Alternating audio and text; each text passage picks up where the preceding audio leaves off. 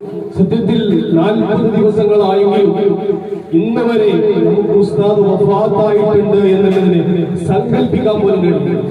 യഥാർത്ഥത്തിൽ ഇത് പറയുമ്പോൾ പലർക്കും പല ചോദ്യങ്ങളുണ്ടാവും.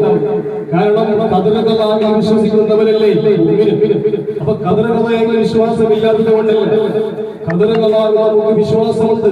പക്ഷെ എന്നിട്ടും ഉസ്താദ് മറപ്പെട്ട് കിടക്കുന്ന സ്ഥലത്തേക്ക് പോയപ്പോൾ സുബ്ഹാനല്ലാഹ് അവിടെ ഉസ്താദ് വഫാത്തായി കിടക്കുന്നുണ്ട് നമ്മുടെ മനസ്സിൽ തോന്നുന്നില്ല ഇപ്പോഴും. ഇതിന് കാരണമുണ്ട്. എന്നറിയോ? ഉസ്താദ് നിങ്ങളോട് കാണിച്ച അദമ്യമായ സ്നേഹമായി.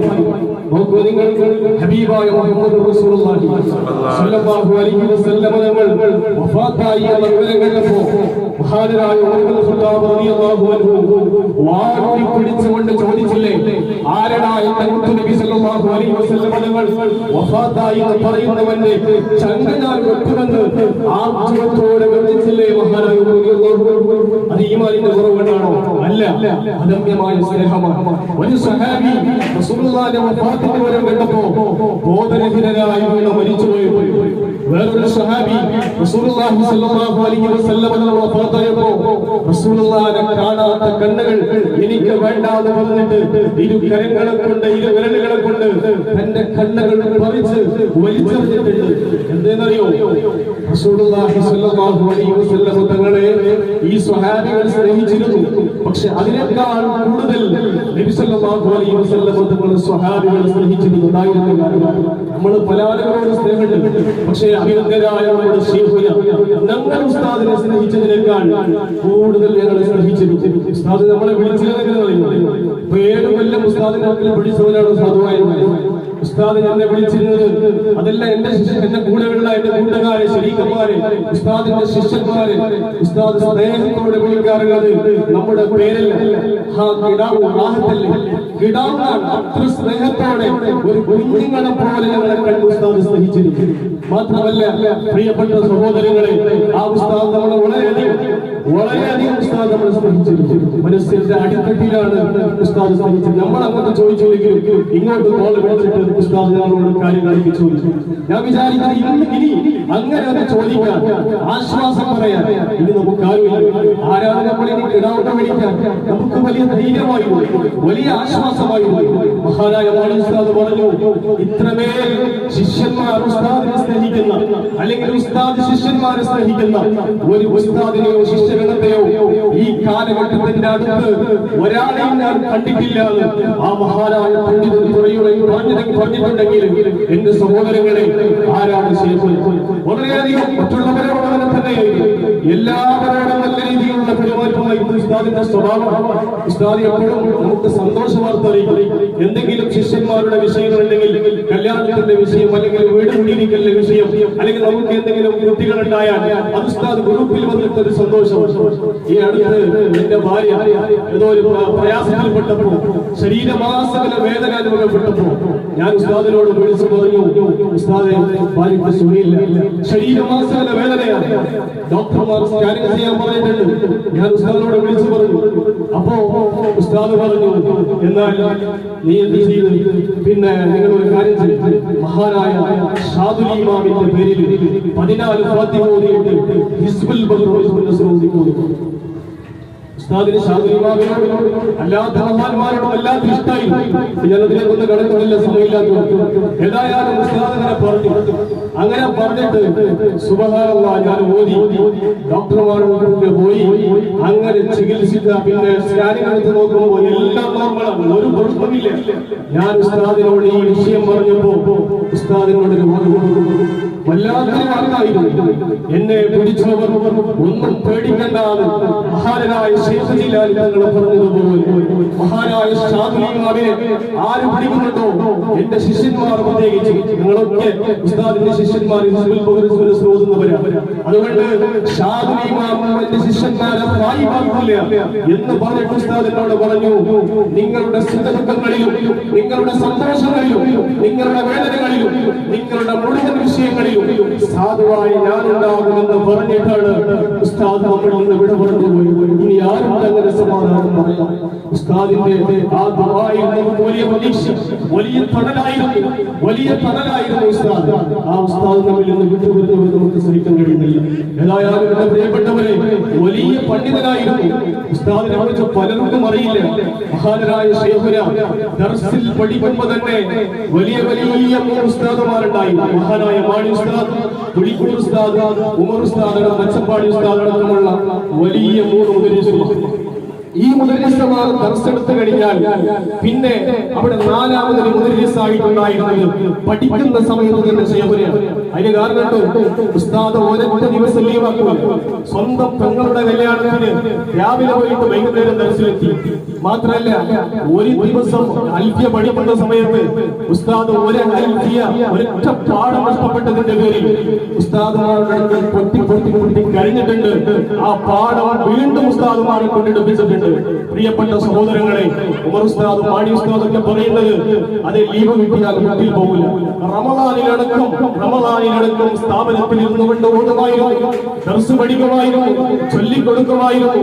വല്ലാത്ത കഴിവാണ് പ്രിയപ്പെട്ട സഹോദരങ്ങളെ. ഭാഷയിലും അങ്ങനെ, ഇംഗ്ലീഷ് ഭാഷയിലല്ലാത്ത കഴിവാണ്, ഉറുദു ഭാഷയിലുമല്ലാത്ത കഴിവാണ്. ഞങ്ങൾ ദർസ് പഠിക്കുന്ന സമയത്ത് ഉസ്താദ് അവர்கள் ഇംഗ്ലീഷിൽ മാത്രമായി നമുക്ക് അൽഫിയയുടെ 1000 കിതാബുണ്ട് അൽഫിയ. അതിന്റെ നോട്ട്സ് ഉസ്താദ് നമുക്ക് തരാറുള്ളത് ഇംഗ്ലീഷിലായിരുന്നു. അതുപോലെ തന്നെ 40 ഹദീസ്, 40 ഹദീസുകൾ. ആ ഹദീസുകൾ അഭിവന്ദനായ ശൈഖുന നമുക്ക് നോട്ട്സ് കൊടുക്കുന്നത് ഇംഗ്ലീഷിലായിരുന്നു. ആ നോട്ട്സ് ഇന്നും ഞങ്ങളുടെ കയ്യിൽ സൂക്ഷിക്കപ്പെട്ടു. ഏതായാലും ഉറുദു വിഷയത്തിലും അങ്ങനെ തന്നെയാണ്. പ്രിയപ്പെട്ട സഹോദരങ്ങളെ, പഠിക്കുന്ന സമയത്ത് തന്നെ നിങ്ങൾക്കറിയാം, ഇസ്മായിൽ സൈദി മാച്ചാർ എന്ന് പറയുന്ന മഹാപണ്ഡിതൻ, അല്ലാഹു തആല കർണാടകത്തിലേക്ക് കനിഞ്ഞിയ വലിയ പണ്ഡിതനാണ് ഇസ്മായിൽ സൈദി മാച്ചാർ. വലിയ കിതാബ് തിരിയുന്ന വലിയ മുദ്രിസാണ് ഇസ്മായിൽ സൈദി മാച്ചാർ. ആ മാച്ചാർ സാഹിബ് പറയുന്നത്, ഞാനൊക്കെ ദർശനത്തിൽ വരാനും ദർസ് പഠിക്കാനും ഇതിനൊക്കെ കാരണം മഹാനായ ശൈഖുൽ അഹ്മദി ഉസ്താദാണ്. കാരണം ദർസ് പഠിക്കുന്ന സമയത്ത് വളരെ പാവപ്പെട്ടവനായിരുന്നു മാച്ചാർ സൈദി ഉസ്താദ്. ആ സമയത്ത് മാച്ചാർ സൈദിന്റെ 7 വർഷത്തെ ചെലവ് നോക്കി ശ്രീമന്യനായ ശൈഖുനയാണ്. അവിടുത്തെ വീട്ടിലേക്ക് പോകാറുള്ളതും കിതാബിന്റെ ചെലവൊക്കെ കൊടുത്ത് അതേ 12 വരെ, രാത്രി 12 മണിക്ക് ശേഷം മാച്ചാർ സൈദി ഇരുത്തിയിട്ട് ക്ലാസ് SSLCക്ക് വേണ്ടി ക്ലാസ് കൊടുത്ത് ഉന്നതമായ മാർക്കോടുകൂടെ വിജയിക്കാൻ വേണ്ടി അവിടെ അധ്വാനിച്ചത് ശൈഖുനയായിരുന്നു. അങ്ങനെ ആ ഒരൊറ്റ ശിഷ്യൻ മതി ഉസ്താദിനെ ഖബറിലേക്ക് സന്തോഷത്തോടെ കിടക്കാൻ. ഒറ്റ ശിഷ്യൻ മതി. അങ്ങനത്തെ എത്ര ശിഷ്യന്മാരാണ്? 400ഓളം ശിഷ്യന്മാർ ഉസ്താദുമാർക്കുണ്ട്. പ്രഗത്ഭരായ ആളുകളുണ്ട്. പല സ്ഥലങ്ങളിലും ജോലി ചെയ്യുന്ന ഖതീബന്മാരായും മുദരിസുമാരായും ജോലി ചെയ്യുന്ന ശിഷ്യന്മാരുണ്ട്. അത് മതി ഉസ്താദിന് അവിടെ സന്തോഷത്തോടെ കിടക്കാൻ. ഇത് മാത്രമല്ല, പ്രിയപ്പെട്ട സഹോദരങ്ങളെ, എപ്പോഴും നമ്മൾ ദ്വാരക്കുമ്പോ ഉസ്താദിനെ പുറത്തു കൊടുക്കണേ എന്ന് ദ്വാരക്കാൻ ഞങ്ങളുടെ നാവ് പൊങ്ങാറില്ല. എന്തെന്നറിയോ? നമ്മൾ അങ്ങനെ തന്നെയാണ് ദ്വാരക്കുക. ഉസ്താദിന്റെ ഹദറത്തിലേക്ക് ചെന്നാൽ പുറത്തു കൊടുക്കണേന്ന് ദ്വാരക്കാൻ നമ്മുടെ മനസ്സ് കേൾക്കുന്നില്ല. കാരണം ഉസ്താദിന്റെ ജീവിതം നോക്കിയാൽ സുബ്ഹാനല്ലാഹ്, ചെറിയ പ്രായത്തിൽ നിന്ന് ഈ ബാലത്തിനോട് വല്ലാത്ത താല്പര്യം. ഒരൊറ്റ മുഹാദിസ്കാരം പോലെ ഒഴിവാക്കുന്നില്ല. പിന്നാത് ഹോസ്പിറ്റലിലേക്ക് പോകുമ്പോ അതെ ഇവിടെ ഉളുവെടുത്ത് കുളിച്ച് വൃത്തിയായി ഉളുവെടുത്ത് ഹോസ്പിറ്റലിലേക്ക് പോകാൻ നേരം നിസ്കരിക്കാൻ വേണ്ടി ഒരുങ്ങി ദുഹാദിസ്കാരം. അപ്പൊ വീട്ടുകാർ പറഞ്ഞു, നിങ്ങൾ പോയി നിസ്കരിക്കാൻ ഡോക്ടർ കിട്ടൂല എന്ന് പറഞ്ഞു. അപ്പൊ പറഞ്ഞു, എനിക്ക് ഇതാണ് ഫസ്റ്റ് എന്ന് പറഞ്ഞ് മുഹാനിസ്കരിച്ച് എന്നിട്ട് കാറിൽ കയറി പോകുമ്പോ എപ്പോഴും പതിവായി ചെല്ലുന്ന ഹിസ്ബുൽ ബദറും ഹിസ്ബുൽ നസറും ജൽജലൂദ് ബൈത്തും അതുപോലെയുള്ള ദിക്റുകളെല്ലാം ചൊല്ലിക്കൊണ്ടാണ് മഹാനായ ശൈഖുന പോയത്. അന്ന് പോകുമ്പോ ഉറക്കെ പറഞ്ഞു വന്നേ, ഉറക്കെ ഓതായിരുന്നു. അപ്പൊ ശിഷ്യൻ പറഞ്ഞു, നമ്മുടെ നൗഷാദ് അൻസരി, പ്രിയപ്പെട്ട നൗഷാദ് അൻസരി, അല്ലാഹു ആഫിയത്തോടുകൂടിയുള്ള ദീർഘായുസ്സ് കൊടുക്കട്ടെ. ഉസ്താദിന്റെ ത്യാഗധനരായിരുന്നു. ഉസ്താദിനെ എല്ലാ നിലക്കും ഉസ്താദിന്റെ ഖിദ്മത്ത് ചെയ്ത പ്രിയപ്പെട്ട നൗഷാദ് അൻസരി. പ്രിയപ്പെട്ട സഹോദരങ്ങളെ, ആ അൻസരി പറഞ്ഞു, ഉസ്താദെ എന്തിനാണ് ഒക്കെ പറയുന്നത്? എന്നിങ്ങനെ പറഞ്ഞപ്പോ ഉസ്താദ് ഒന്നും കണക്കിലെടുക്കാതെ ഉസ്താദ് അങ്ങനെ ഓടി ഓടിക്കൊണ്ടുപോയി. ആ ഉസ്താദ് നമ്മൾ പറയുമ്പോ ഉസ്താദിന്റെ മറ്റൊരു സ്വഭാവം, സംഘടനയിൽ വലിയ താല്പര്യമായി. പ്രിയപ്പെട്ട സഹോദരങ്ങളെ, സംഘടന എന്ന് പറയുമ്പോ ഞാൻ ഓർക്കുന്നത് നേരത്തെ നൗഷാദ് അൻസരി പറഞ്ഞതിനോട്, അതായത് ഉസ്താദ് ഒരു ഭാഗം തളർന്നു കിടന്ന് 8 വർഷങ്ങളായി തളർന്നു കിടന്നിട്ട് നിങ്ങൾക്കറിയാം. ആ ഒരു തളർന്ന ഒരു ഭാഗം തളർന്നപ്പോ തന്നെ ഹോസ്പിറ്റലിൽ കിടക്കുമ്പോൾ ദർസ് എടുത്തിരുന്നു. ഹോസ്പിറ്റലിൽ ഇരിക്കുമ്പോൾ തന്നെ ദർസ് നടത്തിയിരുന്നു. ആ അഭിനന്ദനായ ശൈഖുന അവിടെ നിന്ന് അതേ ഒരു ദിവസം ഈ പിന്നെ ഒരു ഭാഗം തളർന്നിട്ട് പിറ്റേ വർഷം അന്നും ഉസ്താദിന് ശരിക്കും ആഫിയത്തില്ല, നേരെ സംസാരിക്കാൻ കഴിയില്ല, കൂടെ രണ്ടാളുകൾ വേണം ഉസ്താദിനെ കൊണ്ടുപോകാൻ. അങ്ങനെയുള്ള സാഹചര്യത്തിൽ അഭിനന്ദനായ ശൈഖുന ഈ ഈശ്വരന്റെ ഒരു മീറ്റിംഗ് നടക്കുകയാണ്, സംഘടനയുടെ ഒരു മീറ്റിംഗ് നടക്കുകയാണ്. അന്ന് അഭിനന്ദനായ ശൈഖുന സംഘടനയുടെ മീറ്റിംഗിന് പോയി. ആ പോകുന്നത് എങ്ങനെയെന്നറിയോ? അന്ന് കാറിലാണ് പോകാറുള്ളത്. പക്ഷെ നൗഷാദ് ഹസനി പറഞ്ഞു, ഞാൻ ഉസ്താദിനെ കൊണ്ടുപോകില്ല, ഉസ്താദിന് ആഫിയത്തില്ലല്ലോ, ആരോഗ്യമില്ലല്ലോ, ഞാൻ കൊണ്ടുപോകില്ല എന്ന് പറഞ്ഞപ്പോ ഉസ്താദ് നൗഷാദ് ഹസനിക്ക് അറിയാതെ ഉസ്താദ് സിയാദ് മുതല്ലിമിന്റെ കൂടെ ബൈക്കിലിരുന്ന് അത്ര ദൂരം ഇവിടുന്ന് കേരളത്തിൽ നിന്ന് ഈശ്വരമംഗലത്തിലേക്ക് വരാൻ. ഇവിടെ ഒരുപാട് സംഘടനാ പ്രവർത്തകരുണ്ട്, നമുക്ക് വലിയ പാഠമാണ്. ഉസ്താദിനെ പഠിക്കാൻ ഒരുപാടുണ്ട്. അതാണ് മാണി ഉസ്താദ് പറഞ്ഞത്, ഒരുപാട് പഠിക്കാറുണ്ട്. അദ്ദേഹത്തിന്റെ ജീവിതം നോക്കുമ്പോൾ ഒരുപാട് അത്ഭുതം തോന്നുകയാണെന്ന് മാണി ഉസ്താദ് പറഞ്ഞിട്ടുണ്ടെങ്കിൽ എന്റെ പ്രിയപ്പെട്ട സഹോദരങ്ങളെ, ആ അഭിനന്ദനായ ശൈഖുന ഒരുപാട് പാഠങ്ങളാണ് നമുക്ക് തന്നുപോയത്. ഈ 40 വർഷത്തെ ആയുസ്സിന് ഏകദേശം നമ്മളൊക്കെ 150 വർഷം ജീവിച്ചാൽ ചെയ്യേണ്ട സൽക്കർമ്മങ്ങൾ ചെയ്തിട്ടാ പോയത്. മഹാനായ ശൈഖുന ഈ ആഫിയത്തില്ലാത്ത സമയത്ത് ഉംറ ചെയ്തിട്ടുണ്ട്, ഒരുപാട് സിയാറത്തുകൾ ചെയ്തിട്ടുണ്ട്. മഹാനായ ശൈഖുന അതേ ഈ പിന്നെ അസുഖം ബാധിച്ചതിന് ശേഷം ഉസ്താദ് ഓതാറുള്ള ഖത്മിന്റെ കണക്ക് എത്ര അറിയാം? എത്ര ഖത്മ ഉസ്താദ് ഓതാറുള്ളത് അറിയോ? ഒരു മാസത്തിൽ 5 or 6 ഖത്മ ഈ ദർസിന്റെ ഇടത്തിൽ വന്നു. നിങ്ങൾ ആലോചിക്കുക, ഒരു റമളാനിൽ പോലും ഒരു ഖത്മ പോലും ഓർക്കാൻ കഴിയാത്ത നമ്മൾ ഇവിടെ വലിയ പാഠമുണ്ട്. ഉസ്താദ് ചിലപ്പോൾ ലീവിൽ ഞാനൊക്കെ പറഞ്ഞു, ഞാൻ 3 ദിവസത്തിൽ ഒരു ഖത്മ തീർക്കുന്നുണ്ട്. പ്രിയപ്പെട്ടവരെ, ഈ വഫാത്തിന്റെ 2 മാസങ്ങൾക്ക് മുമ്പ് അജ്മീറിൽ പോയിട്ട് 3 ദിവസത്തിൽ 3 ഖത്മ തീർത്തു. നോക്കൂ നിങ്ങൾ, 3 ദിവസത്തിൽ 3 ഖത്മ തീർത്തു. പിന്നെ ഞാനൊക്കെ പോയപ്പോ ഉസ്താദ് നാഗൂറിന്റെ മഖാമിന്റെ ഉള്ളിൽ വെച്ചുകൊണ്ട് രാവിലെ മുതൽ വൈകുന്നേരം ഒരു ഖത്മ, എന്നിട്ട് അവിടെ നിന്ന് മഹാനായ ശൈഖുന മുത്തുപ്പേട്ട ദർഗയുടെ ഉള്ളിൽ വെച്ചുകൊണ്ട് രാവിലെ മുതൽ വൈകുന്നേരം വരെ ഒരു ഖത്മ തീർക്കുക. ഇങ്ങനെ ഒരുപാട് ഖുർആനിനെ മഹബത്ത് വെച്ചു. ഒറ്റ ഓർത്താണ് ഖുർആൻ.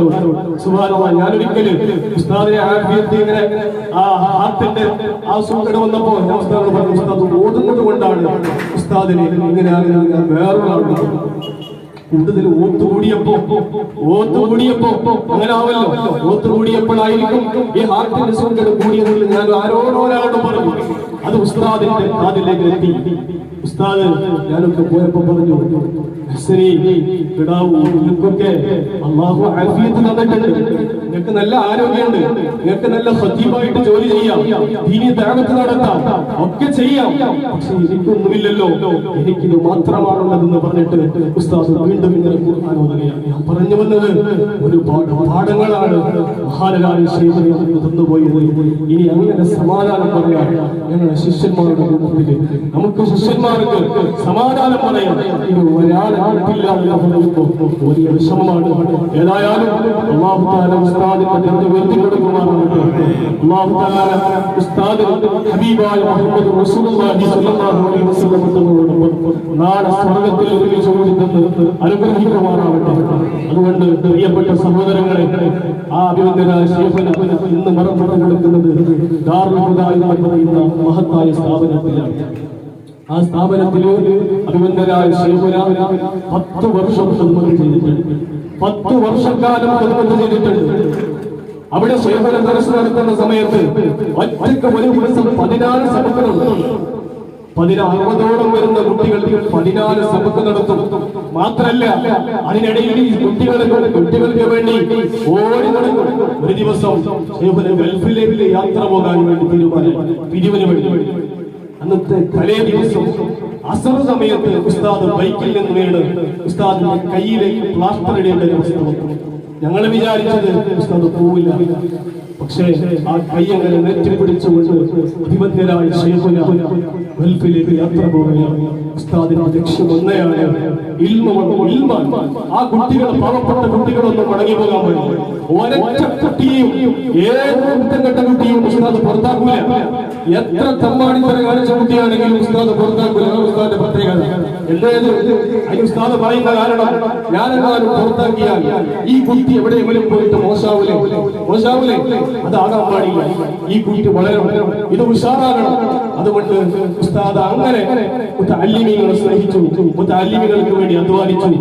ഇന്നലെ കഴിഞ്ഞ ആഴ്ച 2 ആഴ്ച മുമ്പ് നമ്മുടെ ഖലീൽ സലാം ഉസ്താദ് ജോലി സ്ഥലത്ത് ഞാൻ പോയിരുന്നു. അവിടെ പോയപ്പോൾ തങ്ങളെ പറയാം, വല്ലാത്ത സ്ഥലമാണ്. തങ്ങളെ പറയുന്നത് പിന്നെ വല്ലാത്ത അത്ഭുതമാണ് ഉസ്താദ്. കാരണം എന്താ പറയുക, ഒരു മാസത്തിൽ 1.5 ലക്ഷം ചെലവുണ്ട്. ഇതാരാ? ഉസ്താദ് സ്വന്തം ഒറ്റക്ക് ഓടി നടന്ന് പള്ളികളിൽ കയറി വെള്ളിയാഴ്ച പള്ളികളിൽ കയറും. വല്ലാത്ത തവക്കുലാണ്. ഞങ്ങളൊക്കെ പറയും ഉസ്താദിനോട്, ചെറിയ മഹലാണ് ഉസ്താദ്, ഒന്നും കിട്ടൂല എന്ന് പറയും. ഉസ്താദിനെ പണ്ടിന്റെ കാശ് പോലും കിട്ടൂല. കാരണം ഉസ്താദ് പറഞ്ഞാൽ ചിലപ്പോ 1500 എങ്ങനെയാണ് ഞങ്ങൾ പറയാം. അപ്പൊ ഉസ്താദ് പറയുന്നതറിയോ, അതെങ്ങനെ തരുന്നത് റബ്ബല്ലേ, അള്ളാഹു കണക്കാക്കിയാൽ എന്തായാലും കിട്ടും, തരുന്നത് അള്ളാഹുവല്ലേ എന്ന് പറയുന്ന ഉസ്താദ് പറയും, മനുഷ്യന്മാർ കൊടുക്കുമ്പോ കണക്കാക്കിയിട്ടാ കൊടുക്കാം അല്ലെ, മനുഷ്യന്മാർ കൊടുക്കുമ്പോൾ അതിനൊരു കണക്കുണ്ടാവും. എന്നാൽ അള്ളാഹു വരുമ്പോ വാരി എന്ന് പറയും ഉസ്താദ് പോകും. 1000, 2000 ആകേണ്ട സ്ഥലങ്ങളിൽ 10,000, 20,000, അതുപോലെ തന്നെ 15,000 ഇങ്ങനെ തന്നെയാണ് ഉസ്താദ് ലഭ്യമാകാറുള്ളത്. അതുകൊണ്ട് പ്രിയപ്പെട്ട ഇതൊക്കെ കഷ്ടപ്പെട്ടത് ദീനിനു വേണ്ടിയിട്ടാണ്. ഇതൊക്കെ ദീനിനു വേണ്ടിയിട്ടാണ്. പ്രിയപ്പെട്ട സഹോദരങ്ങളെ, വളരെ അധ്വാനിച്ചിട്ടുണ്ട് ഉസ്താദ്. ഉസ്താദിന്റെ ഇൽമിനോടുള്ള ആർത്തിയെ കുറിച്ച് പറയുമ്പോൾ ഓർമ്മ വരുന്നത്, നമ്മളിപ്പോൾ മൊബൈലിൽ നമ്മൾ വാട്സപ്പ് പിന്നെ സെറ്റിംഗ് ചെയ്യുമ്പോൾ നമ്മളൊക്കെ എഴുതി വെക്കാം. അതിൽ ചില ആളുകൾ അവരുടെ ഭാര്യയുടെയും കുട്ടിയുടെയും അതുപോലെ തന്നെ അവന്റെ പേരും അല്ലെ, ചില ആളുകൾ വാപ്പാക്കും ഉമ്മാക്കും വേണ്ടി വാർത്തകളും, ചില ആളുകൾ പലതും എഴുതിയിട്ടുണ്ട്. ഇപ്പൊ നിങ്ങൾ ഉസ്താദിന്റെ വാട്സപ്പ് എടുക്കുന്നു, ഉസ്താദിന്റെ വാട്സപ്പ് നമ്പർ ഇപ്പോഴും അതിലെടുത്ത് നോക്കുമ്പോൾ കാണാം, അല്ലാഹുവേ ഇൽമ വർദ്ധിപ്പിച്ച് തരണേ എന്ന് പറയുന്ന സ്റ്റാറ്റസ് നോക്കുമ്പോൾ എത്ര മഹബത്ത് വെച്ചിരുന്നു ആ ശേഷം. ഇനി അങ്ങനെ ചൊല്ലിക്കൊടുക്കാൻ, അത്രമേറെ പ്രയാസോടെ ഇൽമു ചൊല്ലിക്കൊടുക്കാൻ ഒരാൾ വരുന്നത് എനിക്ക് തോന്നുന്നില്ല. ഏതായാലും അല്ലാഹു തആല ഉസ്താദിന്റെ ബർക്കത്തോടെ നാഫിയായി നമുക്ക് എത്തിച്ചു തരട്ടെ. അല്ലാഹു തആല ഉസ്താദിന്റെ മദദും ഉസ്താദിന്റെ പൊരുത്തവും എല്ലാം അല്ലാഹു നമുക്ക് അനുഗ്രഹിക്കുമാറാവട്ടെ. ഇൻഷാ അല്ലാഹ് നിർത്തുകയാണ്.